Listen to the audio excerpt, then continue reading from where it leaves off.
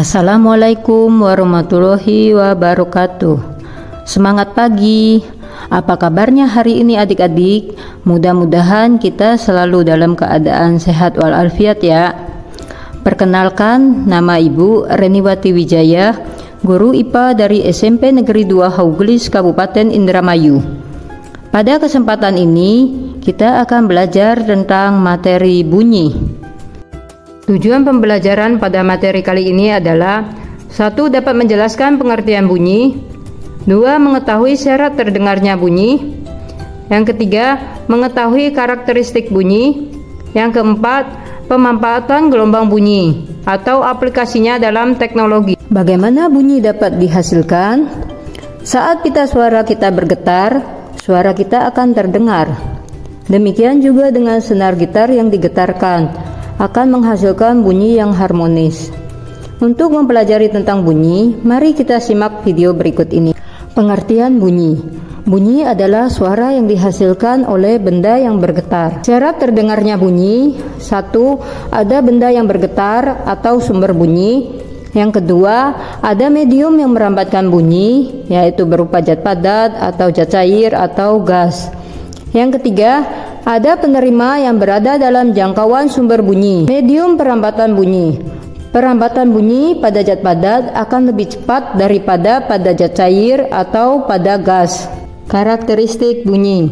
Bunyi merupakan gelombang mekanik dan gelombang longitudinal. Ada bermacam-macam bunyi dalam keseharian kita. Mari kita lihat perbedaannya. Nada. Nada adalah bunyi yang frekuensinya teratur sehingga indah didengar. 2. Desa. Desa adalah bunyi yang frekuensinya tidak teratur. Contoh desa, bunyi ramainya orang yang ada di pasar, dan bunyi gemerisik daun yang tertiup angin. Yang ketiga, tremble. Tremble atau warna nada atau kualitas nada adalah bunyi yang frekuensinya sama tapi terdengar berbeda. Contohnya, suara laki-laki dan suara perempuan. Yang keempat, gaung atau kerdam, yaitu bunyi pantul yang terdengar hampir bersamaan dengan bunyi aslinya, sehingga suaranya menjadi tidak jelas. Contoh bahan-bahan peredam gaung adalah karpet, gabus, busa, karton, dan lain-lain. Yang kelima, gema. Gema adalah bunyi pantul yang terdengar setelah bunyi asli, sehingga suaranya lebih jelas. Yang keenam, resonansi. Resonansi yaitu peristiwa ikut bergetarnya suatu benda karena getaran benda lain yang frekuensinya sama. Contohnya pada gambar, jika salah satu bandul pada gambar digetarkan, maka bandul yang panjang talinya sama akan ikut bergetar. Pemanfaatan bunyi dan pemanfaatan bunyi pantul. 1.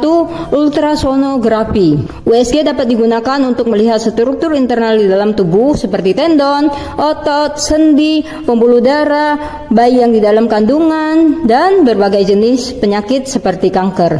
Yang kedua, sonar. Sonar dapat digunakan untuk menentukan kedalaman laut yang diperoleh dengan cara memancarkan bunyi ke dalam laut. Yang ketiga, terapi ultrasonik. Terapi ultrasonik adalah terapi medis dengan menggunakan gelombang ultrasonik untuk keperluan medis. Yang keempat, pembersih ultrasonik. Yang kelima, sonifikasi. Sonifikasi adalah proses pemberian energi gelombang ultrasonik pada suatu bahan larutan atau campuran, sehingga bahan tersebut dapat dipecahkan menjadi bagian-bagian yang lebih kecil. 6. Pengujian ultrasonik. Pengujian ultrasonik merupakan teknik pengujian yang berdasarkan pada penyaluran gelombang ultrasonik pada objek atau material yang diuji. Rumus cepat rambat bunyi: V sama dengan S per T, atau V sama dengan panjang gelombang dibagi periodenya. Menghitung jarak dengan bunyi pantul: S sama dengan V kali T dibagi 2. Contoh soal, suara petasan terdengar 3 detik setelah petasan itu diledakkan. Jika cepat rambat bunyi di udara adalah 300 meter per sekon, berapa jarak sumber bunyi dari pendengar? Diketahui T sama dengan 3 detik, V sama dengan 300 meter per sekon. Ditanya S sama dengan V kali T, sama dengan 300 dikali 3, sama dengan 900 meter. Contoh soal kedua, sewaktu alat sonar yang ada di kapal laut memancarkan bunyi pantul dengan kecepatan 1500 meter per sekon. Jika bunyi pantul tersebut diterima kembali pada kapal setelah 6 detik, berapa kedalaman laut tersebut? Diketahui V sama dengan 1500 meter per sekon, T sama dengan 6 sekon. Ditanya S. Untuk menghitung jarak dengan bunyi pantul, kita gunakan rumus S sama dengan V kali T bagi 2. S sama dengan 1500 dikali 6 dibagi 2. Hasilnya S sama dengan 4500 meter. Jadi kedalaman laut tersebut adalah 4500 meter. Saatnya kuis. Soal kuis.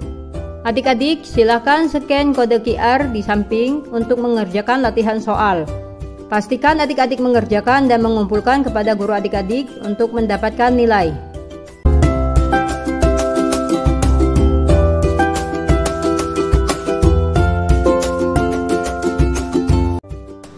Terima kasih telah menyaksikan video ini. Semoga bermanfaat untuk adik-adik dalam memahami materi tentang bunyi.